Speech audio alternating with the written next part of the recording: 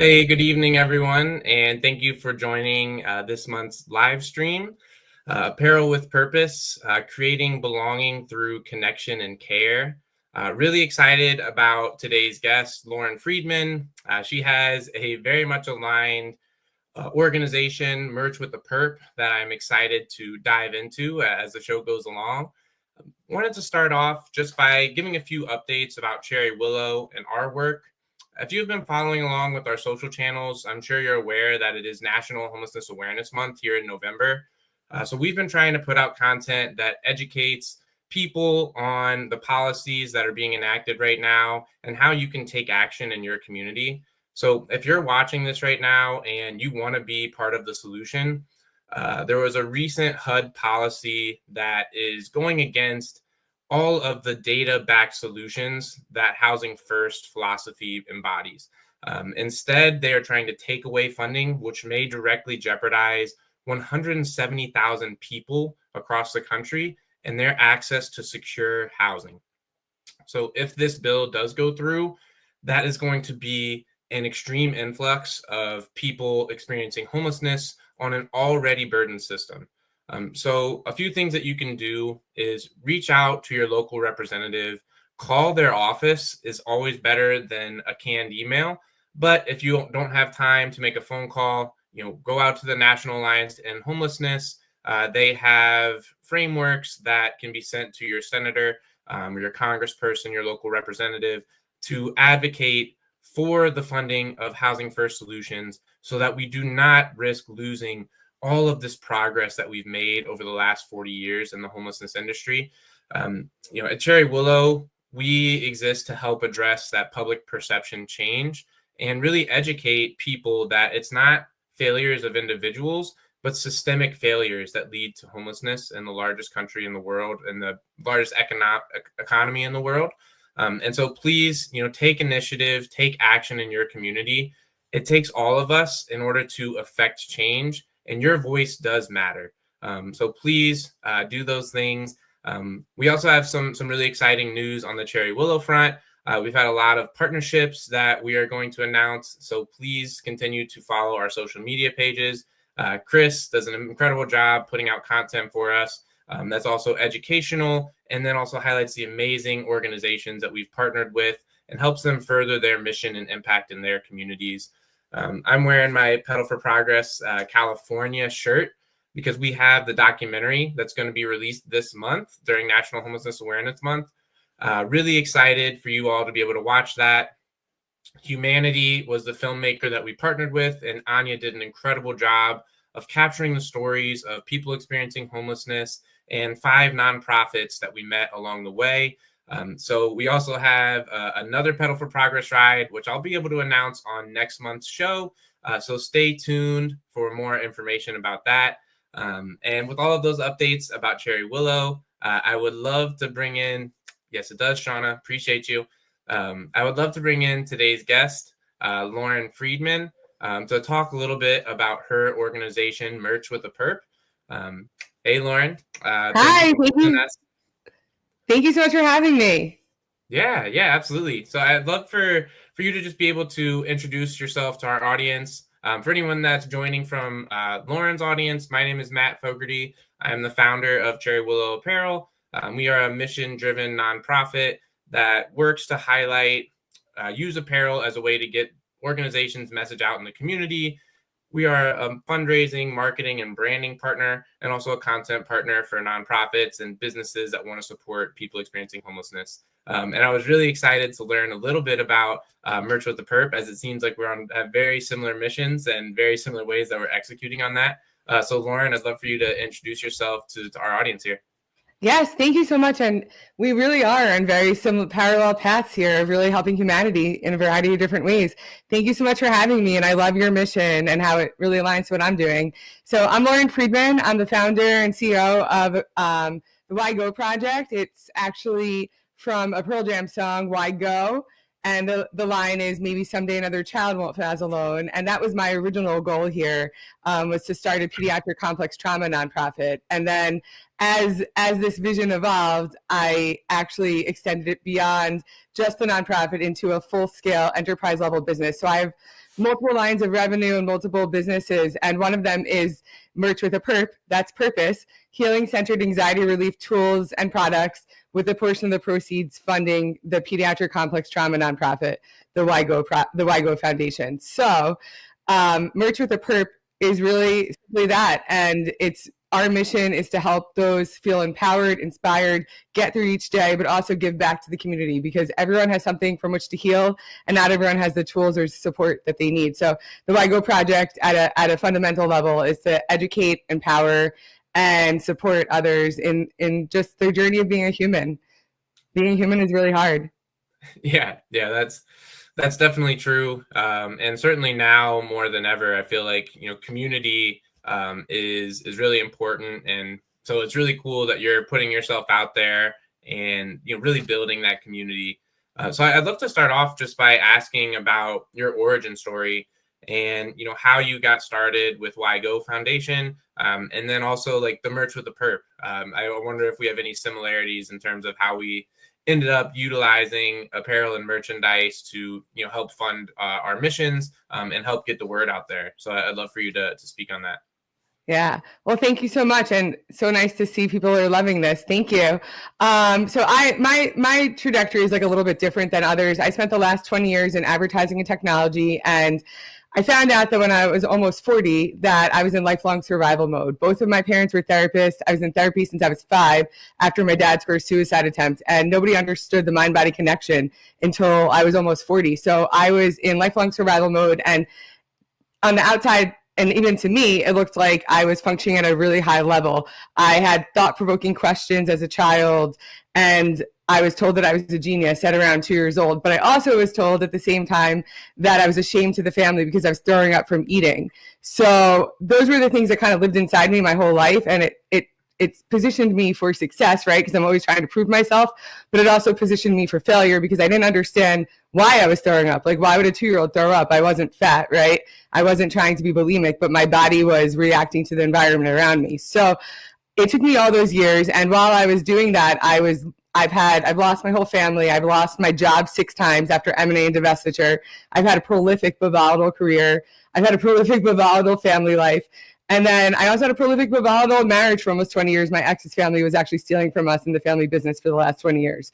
So when I lost my job for the 6th time in June of 2023, 5 days before my 40th birthday, I was interviewing internally and externally, and I realized that I was having the same somatic responses to interviewing that I was just learning how to live in my body at that time for the first time, that I had to just life. And I was like, well, if I have to listen to my body in one part of my life, then I really have to listen to it throughout the rest.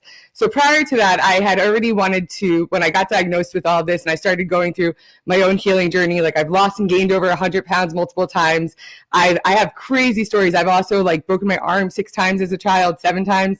I have crazy stories of how my body responded. But when trauma takes you out of your body and into your head, so if you're not in your body, you don't know that that's happening. So I lived with a 39-year stomach ache, and I didn't even know it. I only recognized it by the absence of a stomach ache during a trauma retreat in 2022.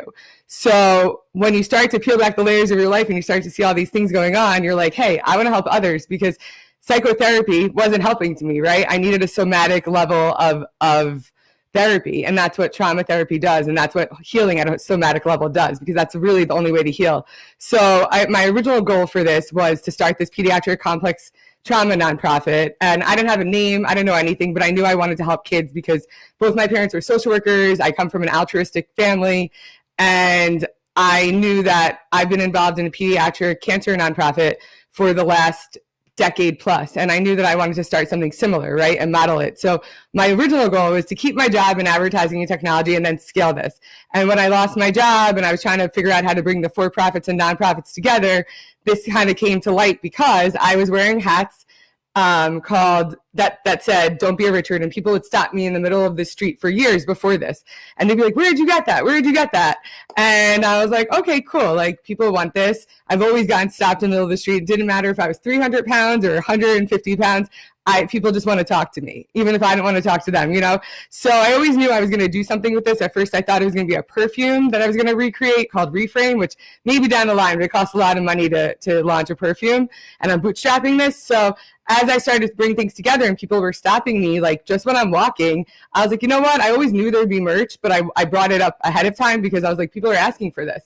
And it took me a while to figure out how to actually do it and whether I was going to have inventory. So I do have a lot of water bottles because it's very serendipitous that we're meeting today, because last night I had a water bottle for the last since the end of 2018 up until last night that I lost in a taxi cab, not an Uber, nothing attached to any digital footprint that I could even pick it up. And I never take taxi cabs, and I never lose my water bottle. I've taken it internationally, and people would stop me and ask me where I got it because it looked so cool, and it had all these motivational stickers on it. So I call it mantra moments, because there's one sticker that said, "Beautiful human, you could do hard things," and that really, honestly, it saved my mental health, and like it really got me through some of the hardest times before I was being treated properly for complex trauma and adrenal fatigue. I was having flashbacks and wetting the bed while I was interviewing at Amazon, Google, Oracle, and I still secured jobs. So I recreated a lot of these stickers myself, and you can all find them on whygoproject.com, merch with a perp. But these stickers were things that just really helped me live. And I also stopped drinking, and I realized my issue is sex and love, because everything's an attachment issue. So I am going to be doing an after dark about that. But that water bottle also helped me because I put electrolytes on it. I carried everywhere. And, you know, there's a lot of different use cases for it, but people would stop me and ask me where they got it. So I was like, you know what, I'm not a designer. I started recreating all of these things. I went into advertising because I was going to be a copywriter. So I'm bringing that to this mission. But the whole goal is to help people feel empowered throughout their day.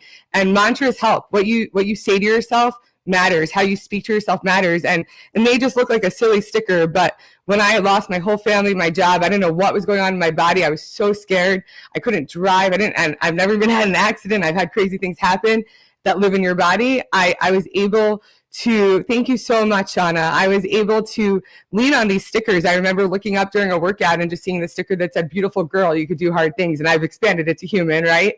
And I was like, I could do this. I can get through this moment. And these stickers really became my lifeline, as sad as that is, because I realized I started going through really hard problems. I've been going through really hard things with items, since I was a child. Like, there's a scrunchie that I had when I was 5 that like I still have, and I don't use it, but like it got me through those moments. So I've been bracing myself for when I either dropped my water bottle too many times after 7 years or almost 8 years of having it, or I lost it, and I still cried, but I know I'm going to get through it, and I'm going to recreate it now with all my own stickers. So here we are.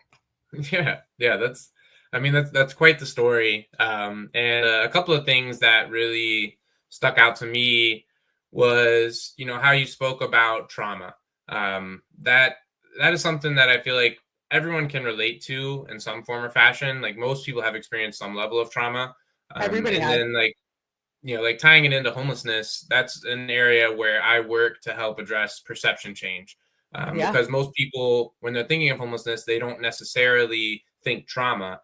But, if you think about the experience of not knowing where you're going to sleep that night, sleeping in a tent, unsheltered, sleeping in a more than likely overcrowded homeless shelter with, hundreds of other people, these are things that are very challenging to navigate. And that's why, I mentioned housing first solutions getting funding pulled away from. But that's why those solutions work, is because you provide someone a safe space so that they can have a foundation with which to make progress from. Versus, I agree with you. Yeah, that's just like the treatment approach right now. They're trying to fund forced treatment programs, which if someone's not in a headspace to be able to work on themselves and make progress, you're just flushing money down the toilet, essentially. If you look at, the amount of people that have gone through rehab multiple times and it's not successful, like, they have to buy into it first. And so that's, for me, whenever I speak about trauma and homelessness, I try to relate that to people, because that, people don't understand homelessness is it's not a personal problem. Like you said, it's a systemic problem. As is trauma, by the way. It's generational, it's epigenetic. It lives in Yeah. our genes and it becomes more pronounced by our environment. And what's interesting about what you're doing and what I'm doing, and I think there's a lot more for us to do in the future, because I love your mission, and I think that the perception change is so needed. I mean, quite honestly, I lost my job 2.5 years ago, and I was the one who's making money. My ex didn't even get qualified for the apartment that I'm living in right now. So when my lease is up in April, technically, like, I don't know what I'm going to do. And that is scary, right? For the first time in my life, like, I don't have the money to even co-sign, to sign something for myself. And I don't have family. And like, I understand that. But what's interesting too is I have a photographic and audiographic memory from like under the age of 2, which most people don't have, number one, but number 2, don't have with this level of quote unquote trauma, which I didn't even realize I had. And everybody has trauma. It's just something that overwhelms your ability to cope or contradicts your worldview. And when I did some research and tried to figure this out, I realized it's from amygdala activation. I'm meeting actually like a doctor who works in this space. But what I realized too is people that have this, that are documented with this, now this is like a very small amount of people, they became homeless. And I literally was thinking about that earlier today, before our show. I was like, I'm part of a group of people that become homeless, like, because it's really overwhelming to your brain when every single thing reminds you of something. And unless you have the coping mechanisms, like, I feel so fortunate that I got this far in my life, because it's really overwhelming, and that could lead to homelessness. It could lead to job loss. It could lead to addictions. So everything is trying to escape ourselves. And those people that are losing their funding, like, I'm losing my ACA benefits are also at risk right now. And I never had to deal with that in corporate America.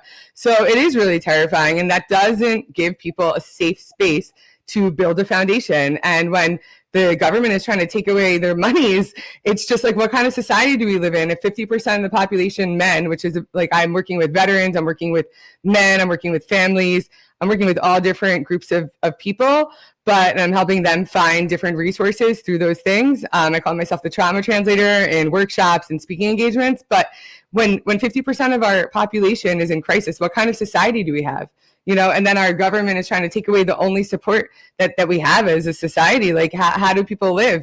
And homelessness isn't something to be shameful of. Like, we really do need to change this perception. It's something that everybody has to worry about these days. It's not just for the poor. Like, I hear on the news, like, people are living, the lower incomes living paycheck to paycheck. And I'm like, have you talked to like the upper middle class people who have been living paycheck to paycheck, and they have things they can't afford and properties they can't afford, and they don't know what to, like, let's be honest about what's going on in society.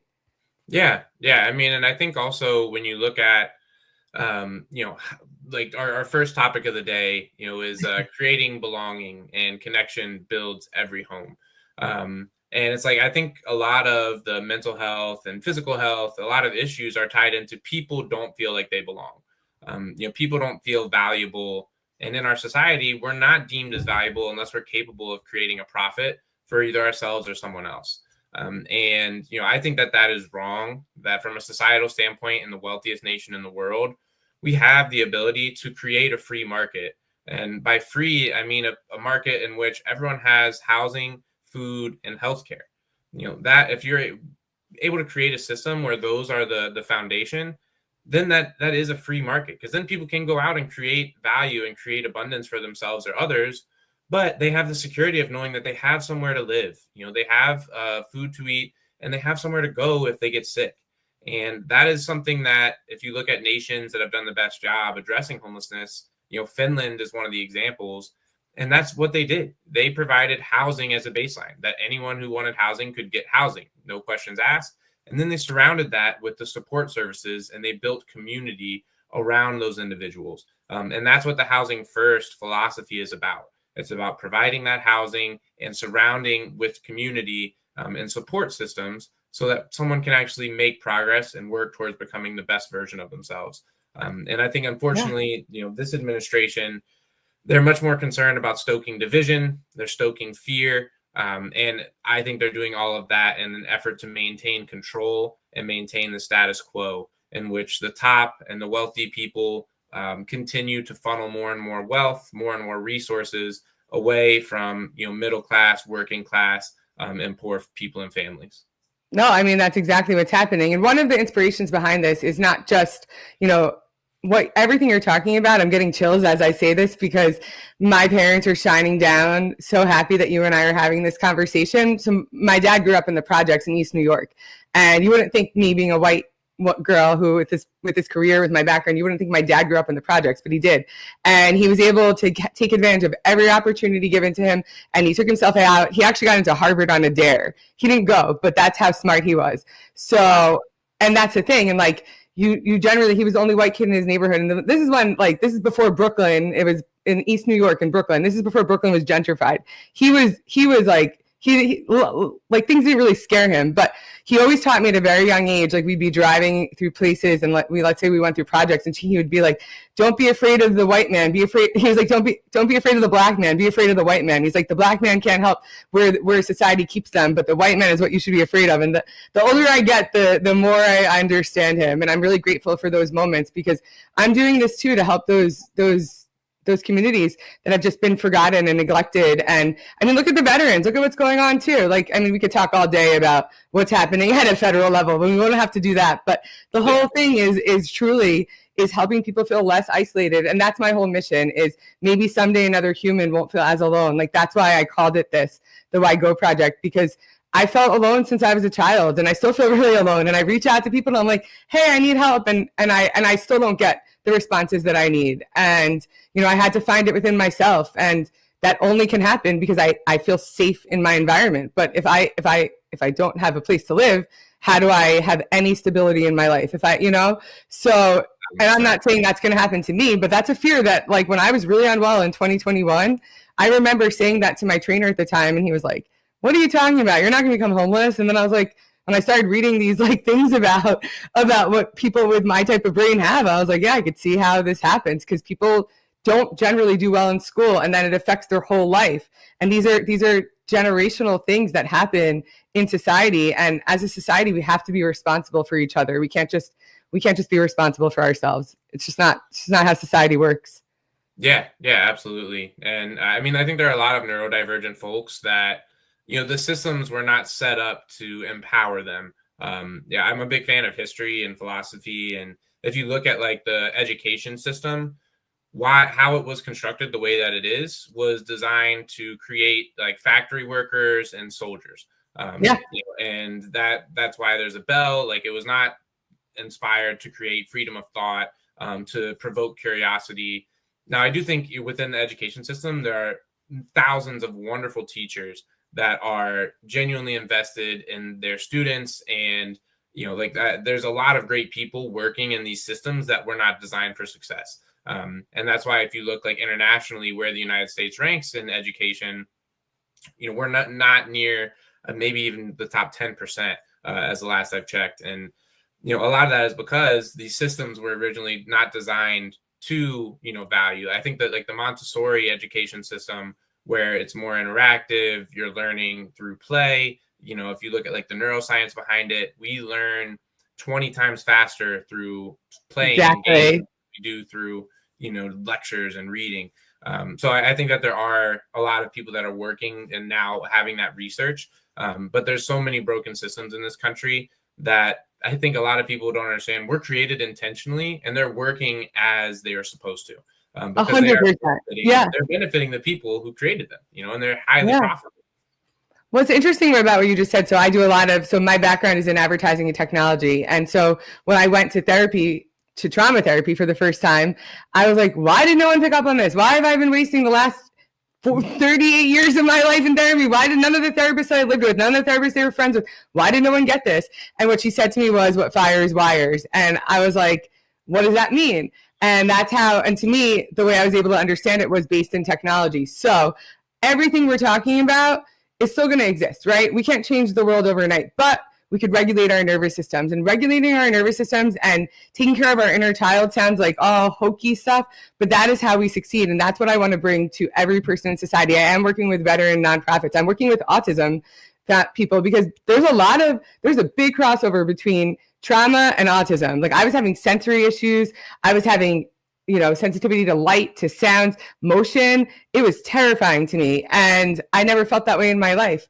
And I just think that there's so much more that our society really needs to learn. And the only way we could do that, the only way we could do it is with a regulated nervous system. And that's the thing that I am bringing to this.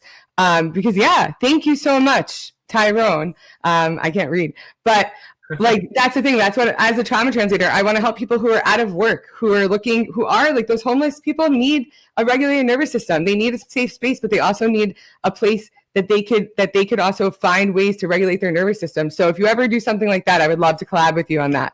That's like something that's very near and dear to my heart. And that's what I'm doing. I'm bringing it to each community. I have a whole thing for the advertising and technology community because I do think in neuroscience, because once I learned that, I was like, this just makes total sense. Like when you think about informing and training AI, that's exactly what we do with our brains, right? If we're working with faulty logic, right, or siloed data sets that aren't part of like a holistic view, then we're never going to be able to heal, because healing is not just in your body or in your mind. It's a holistic view, and it's every part of your life. It's every part of every decision that you make, and it's pervasive. And the people that you're working to help, they need it more than anybody because they've never had anybody help them. That's how they became homeless.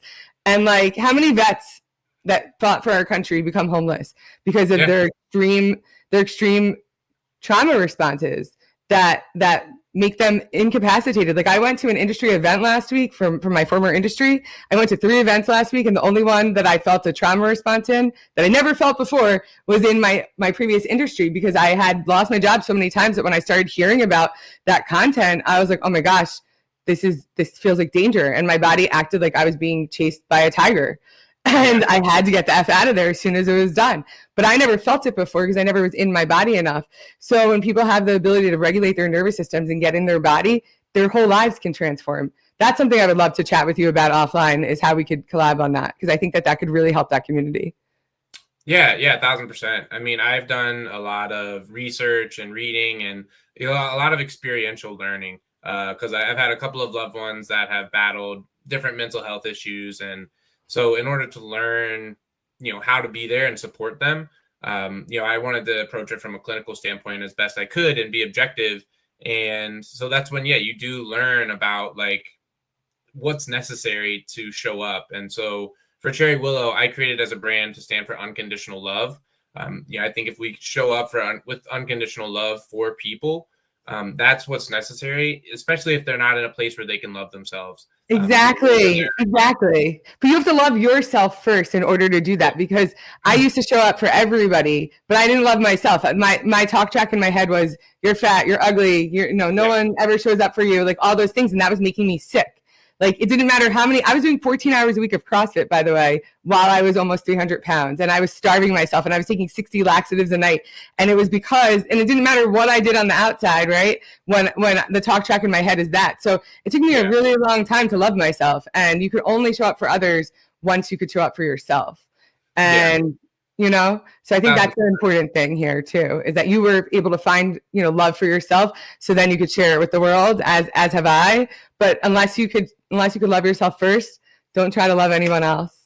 Yeah. I mean, and that's, I think what a lot of people do is they try to justify their existence or them being themselves by showing up for others. But they don't do it because they love themselves. They do it because like, no one will love me unless I am doing this, and so it's a fun response.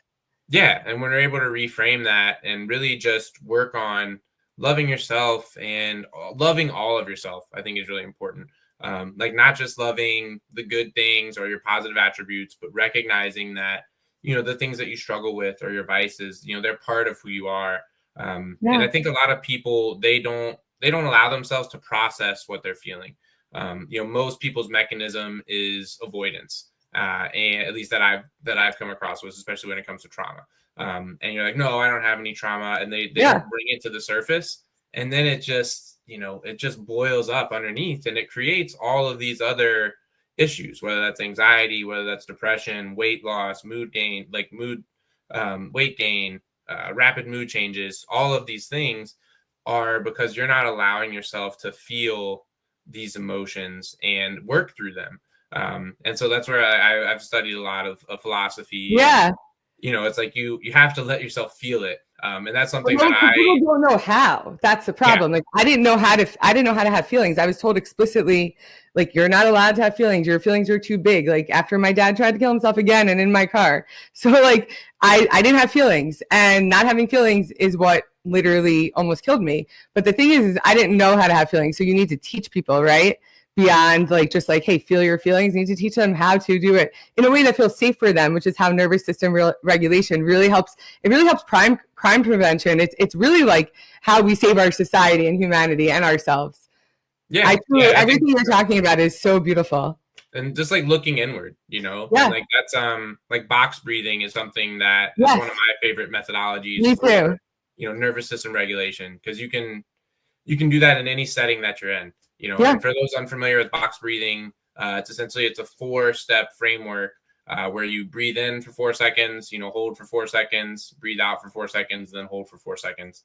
And so by doing that, it actually allows your nervous system to regulate. And so anytime that I'm feeling anxious or feeling overwhelmed, that's something where I'll try to center myself, ground myself if I can, if barefoot in the soil, in the grass. I don't think exactly. do that.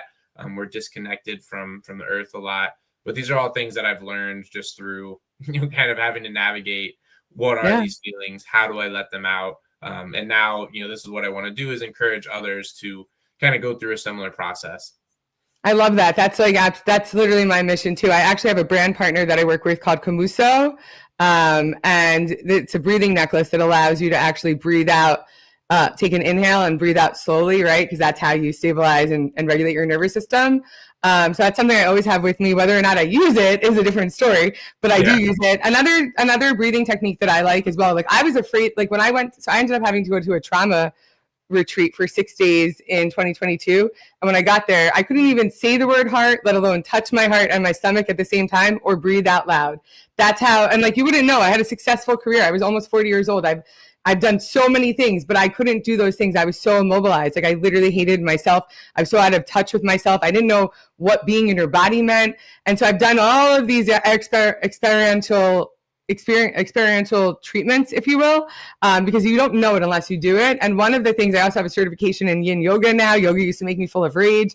It really is medicine, like rest as ritual. It's beautiful. But one of the other breathing techniques I really like is the one nostril breathing, is you breathe in and out through one nostril and then you switch. That one is like, if you want to like calm yourself down immediately, that's a really good one too. Cool. I'm not too familiar with that one, so I'll definitely have to check it out. We'll do it another time. We'll do it on my podcast. Sounds good. But I'd love to go into our second topic now, which was, really a little bit more backstory around merch with the perp. I mean, wearable empathy is certainly something that I'm very familiar with. And if you're watching Cherry Willow, you're very familiar with our work in that space. So I'm really curious about the Don't Be a Richard hat. If you could maybe explain a little bit about that, and then, how you kind of came up with the concepts and all the different hats that you have out there. Yeah. So I have about, I think it's right now it's around like 12 SKUs in the hats. I've redone them. They all have different colors and stuff. So it might be around 42, but there's like about 12 or like 15 slogans, maybe more now. I have to look it up. But the Don't Be a Richard was just like, don't be a D, Yeah. And I got it as like a joke in 2022, and I wore it. I saw someone like on one of the channels had it, and I was like, I want that hat. So I bought the hat and I started wearing it, and I was on a trip to Seattle. I was taking a red eye back, and the pilot came over to me in the waiting area and he's like, can I take a picture of your hat? And I was like, sure. And he took a picture of it, and people would stop me in it. And then on the way out that morning, he was like, thanks again, Richard, or see you soon, Richard. So after that, I didn't realize like how far this had, and I had posted something about it, and I saw it recently, and I ended it with like, why go home? And I was like, wow, that was like a very like telling post. I had no idea this was all going to be part of it. So it started with the hat, and I have ones, go heal yourself. Instead of go F yourself, go heal yourself. I have drinking my water, minding my business. Healing is the hottest. Healing equals freedom. Like I have West Coast Soul, East Coast Hustle. Basically all of the stickers have an associated hat with them for the most part. Unless like the words are too many or too big, but I've been able to fit a lot on hats. But yeah, the whole purpose is to have a little humor, have fun, if you're going to wear a hat, wear my hats, and also give back. But yeah, this was literally market feedback. Yeah. Yeah. I mean, that's kind of, we're very similar in that we have a lot of different terminology. Like humanize, not otherize is one of my phrases for people experiencing homelessness. Beautiful that. I love that. Yeah. Like otherize is definitely something that I feel like most people do to help themselves just navigate, really avoid helping the people experiencing homelessness. So like, oh, they're not like me. And so that's where like that empathy over everything, that's another one of the I love phrases that that. we use. But again, it's just kind of encourage people to see themselves in others. Because like going back to the philosophy and like universal beliefs, like I believe that we're all one. We're all one living organism in the universe, and we do too much to separate ourselves. And if we look more at what we have in common, it can really lend itself to more compassion, more empathy, and kind of building community, which I know is our last theme, community as connection, and kind of breaking that cycle of isolation. So that's the goal for our merchandise, is to, if you're wearing Cherry Willow apparel and someone experiencing homelessness sees you, that's an opportunity for connection right there. Yeah. And then they know, whether they reach out to you or not, they know that you at least care about them, and that you are interested in being a part of the solution. And I always encourage people, if you do come across someone experiencing homelessness, to introduce yourself and just ask their name. That small act of humanness, small act of kindness, can go a long way. And you have no idea the last time that someone stopped and talked to this individual. So that's something I think is really important, and it's really cool to see you using the same concept of like apparel can create these really cool conversations. I couldn't agree with you more. Like, I live in New York City and there's homeless people everywhere. And when I carry around protein bars with me all the time. And I don't always have cash. I really just don't. But I always have a protein bar. So I'll always give people protein bars. I've gone in over the years and bought people. I would rather give them food, ask their name. I agree with you wholeheartedly. Like, I smile at people, because you don't know when people need a smile, right? Like, they just need someone that gives an F about them, And like, I feel really isolated too. Like, I was thanking the people that work in my building, because I was like, if I didn't see them every day, like I said this in Spanish, cada dia, I would have no one to talk to every day. And I was like, if I died here, like, would anyone even know? And it's scary. So when people are experiencing these really hard things, they just need a little bit of humanity. And also one of my things is connection changes everything, because I agree with that. I let thoughts pass like clouds, because that's also really powerful. And I agree with you with the oneness, like everything about me is a nature, oneness, universe, like, and that's the thing. We're all each other, and we all need to act like it more. And this isn't like some like hippie, like love needs to be free, but like, let's also just like, don't be a Richard. Like, think before you act. Like, don't cancel people's health insurance for no reason. Like, this is absurd. Yeah. And well, I think when you go back to isolation, that was something about COVID that I think was a universal experience. And I'm always a big fan of positive reframes. That's kind of going back to our trauma conversation earlier. Yep. I think most people carry around their trauma and they drag it like it's in a sack, and it's just weighing them down constantly. Where what I was able to do with the trauma that I experienced was kind of look at it and then rearrange it to build into stair steps, and that, because I endured that trauma, I actually became the person that I am today, which is someone that I was finally proud of and loved. And that's certainly a really challenging thing to have gone through. But I think others have an opportunity to look at it. If you can take that lens and reframe it, you are who you are, and you are extremely strong because of the things that you've endured. And so that's a reframe that I try to provide. And then kind of like going into that isolation piece, when we all were in COVID, we saw how isolated we were and how that affects people's mental health. And that's something that I love, that what you're about is kind of bringing people together. And that's what apparel allows us to do. In the digital age, it's really cool. We can connect. I'm in Chicago, you're in New York. But it also allows you to disconnect from the person right next to you. And so that's what I love about apparel. And from yourself. Yeah. Exactly. Disconnecting from yourself is the worst kind of disconnection, because once you do that, And that's the thing with carrying around your trauma. And I honor your journey. And I think it's beautiful that you've been able to do all of this, because I didn't know, I have a best friend since we were 3 years old. And she said to me a few years ago, like after all this, she's been one of the biggest supporters. And she's like, you just need to do something with yourself. Like people want to talk to you. They want to hear your story. So she's been a big supporter of this. But she said a few years ago, she's like, you carried like the weight of the world on your shoulders. And I was like, why did no one tell me that wasn't something I had to do? Like I thought I had to save myself and everyone around me, because trauma is really pervasive, and it's a human condition. It's not one thing. It doesn't, like, I never considered that I had trauma, even though I've literally, like, I'm literally a walking picture of complex trauma, but I didn't know I had trauma. I didn't know I had anxiety, and people don't want to carry it around, but they don't know how to let it go either. And people think, through psychotherapy and talk therapy that they're getting to the root of it, and they aren't. So when you get with the community, right, and you find all of these ways to lean on others and find the support, and also just find support in yourself, because and all the support in the world isn't going to matter unless you could really find the support in yourself. And when you could do that, then you could really expand and help others, and then really begin to be a part of that community. But the thing with merch, like one of the reasons, like when you talk about reframe, one of the reasons, I met people at my trauma retreat in 2022 that were like me, things that I was told that was wrong with me, not even by society, but by my mom. And I met people that were like me, and I was like, wait, that's a trauma response. That person also had something major happen at this age too, and they can't do whatever. And that's one of the reasons why I am starting the pediatric complex trauma nonprofit, and Merch with a Perp happened, but also the reframe of it. Everything is about a reframe, which is why my perfume eventually will be called Reframe, because it's a reframe version of the scent. But it's true, and that's the thing. I also do EMDR. I don't know if you've ever done that, but there's a lot of different ways to find healing, and not everyone can do all of those things like us, right?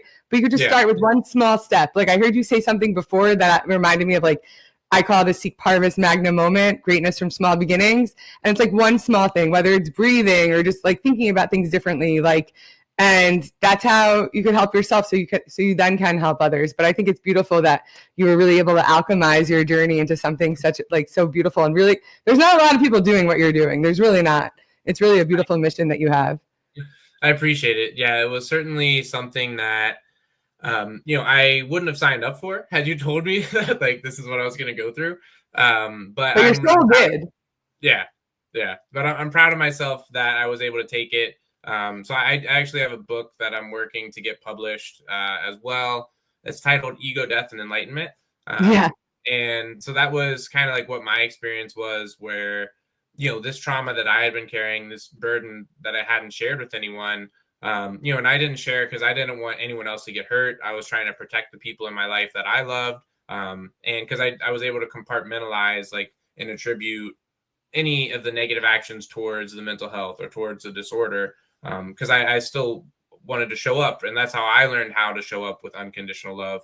And so that's what I want to create with, Cherry Willow, like I said, is a brand for people to be able to show up with unconditional love for each other. And the goal of writing the book was to be able to showcase, like, how you can look at things differently, like just different universal experiences that everyone goes through at different stages in their life, and how you can use those things as, fuel for your fire, rather than, someone that's stomping it out. And I think, to your point, like, there oftentimes are very well-meaning people in your life that are just, they feel like they're trying to help you, but that can kind of dampen your light.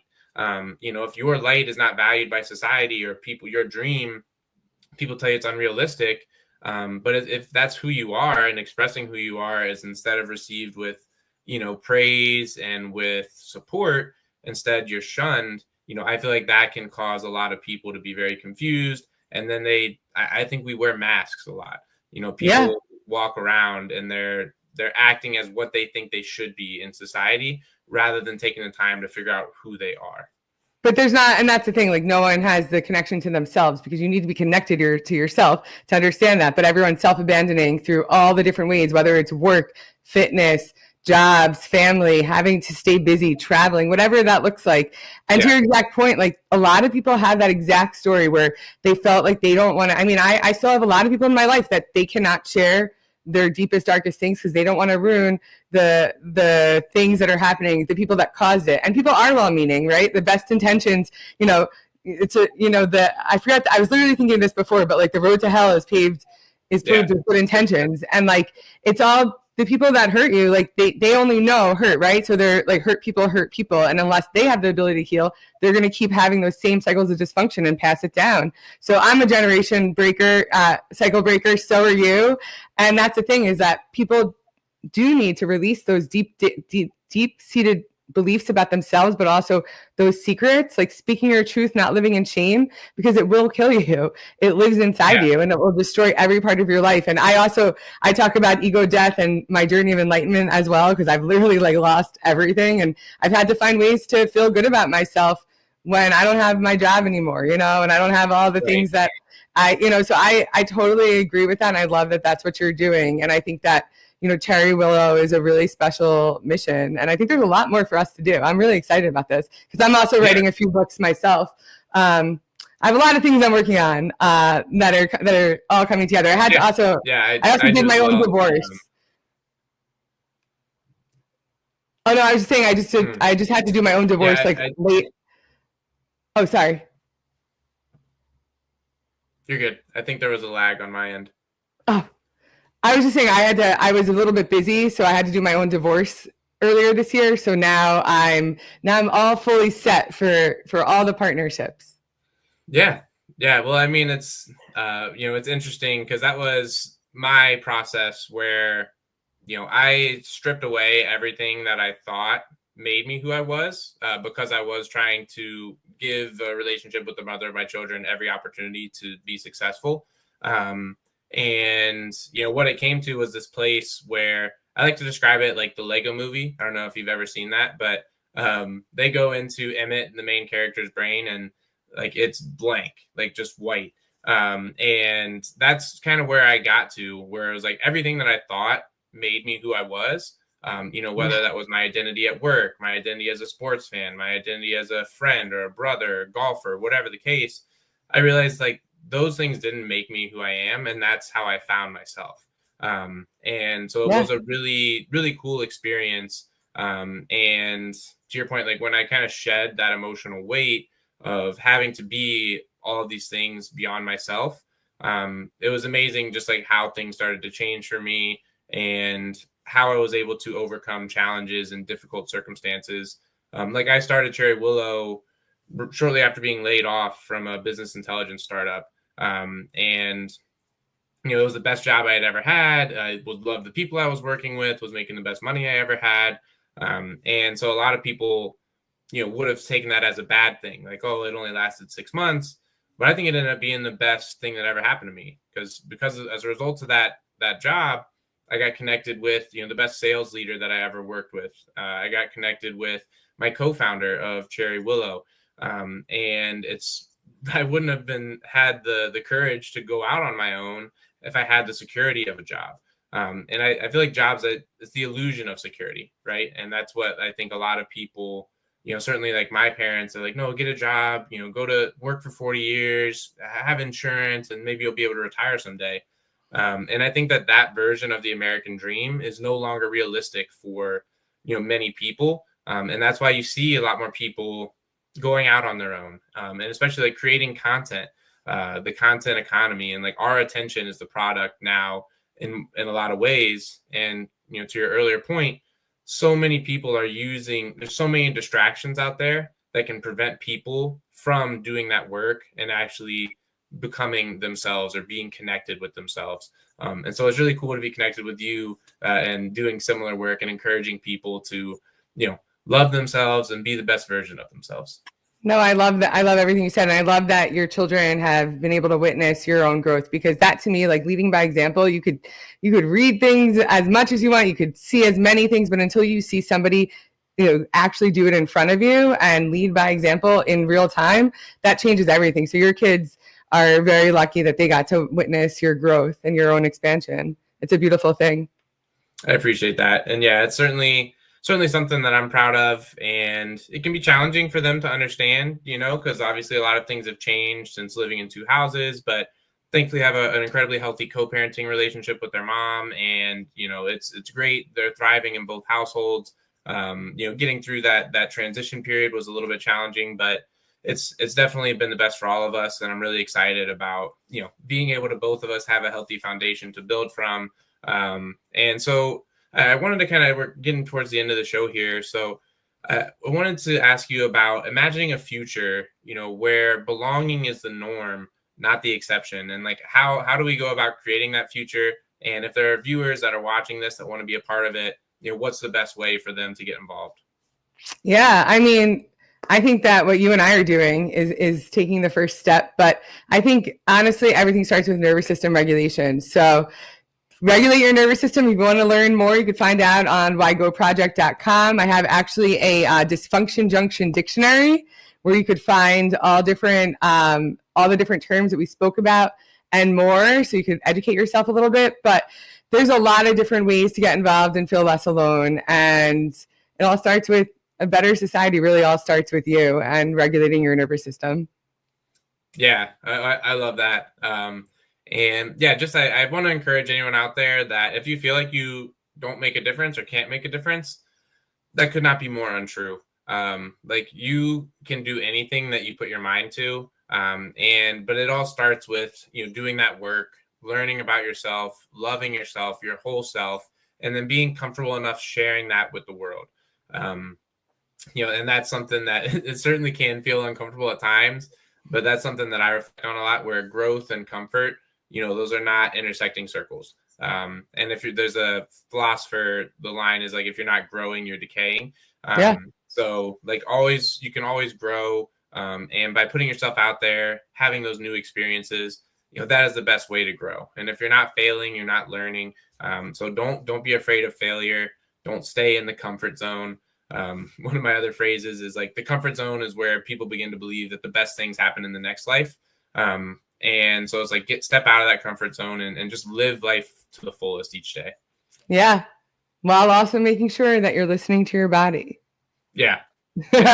that's I'm always gonna go back to that, because the body really does keep the score. And everything you said, like all of those hardships, like I also like to how did I choose this life? Like I know there has to be more here, right? My soul chose this for a reason, and I think that this is why. This is my soul's purpose. But also, oh my gosh, it's so exhausting. So yes, Start with you, start with your nervous system, and then you can help as many people as you want, but you need to be regulated. Co-regulation is the key to a peaceful society where everyone feels like they belong. Yeah, absolutely. And that's a great book for anyone that wants to check it out. The Body Keeps the Score. There's a lot of great books. If you're interested, I can give a ton of recommendations. So please feel free to hit me up on LinkedIn or Facebook or YouTube or wherever you're at. I'd love to share, some of the things that I've learned, some of the resources that I've been able to utilize, and happy to help you if you want to start that journey of that inner work and becoming the best version of yourself. So, awesome. Was there anything else, Lauren, like as we're winding down here, that you wanted to conclude with? No, you can find me on YouTube at Why Go Project. You can find me on Instagram at Why Go Project _ and go to whygoproject.com to shop merch with a perp. That's merch with a purpose. And you can also sign up for my newsletter, which will be dropping soon, and the podcast will be scaling. So thank you so much for having me. I really love your mission, and I love that we've had this opportunity to share all the beautiful things. I think there's a lot more for us to potentially collaborate on. Yeah. I mean, I had a great conversation and really enjoyed having you on the show. We'll definitely have to continue the conversation and see how we can collaborate, because there's obviously a lot of synergy between the work that we're doing. So really excited about this. So everyone that's watching, thank you so much for joining this month's live stream. Please stay connected to both Lauren and myself on social media. Follow, Cherry Willow and the Why Go Foundation, and especially with National Homelessness Awareness Month, finishing out here in November, we are going to be releasing the Pedal for Progress documentary in conjunction with Humanity. Dear America, This is Community is the title. So that'll be dropping on YouTube, and we'll make sure that we push that out across all of our social channels as well, so that you can check out the amazing trip and the amazing stories of nonprofits and the executive directors, the people they service, and people experiencing homelessness in California. So thank you. I'm really excited for that. I'm excited to watch that. That's so cool. Yeah, I was really thrilled with how it came out. So I appreciate it, and I'll definitely send it to you so you can check it out once it's live. Thank you. Awesome. Well, thank you so much, Lauren, for joining us. Thank you out there in the audience for watching, and I hope you have a wonderful evening.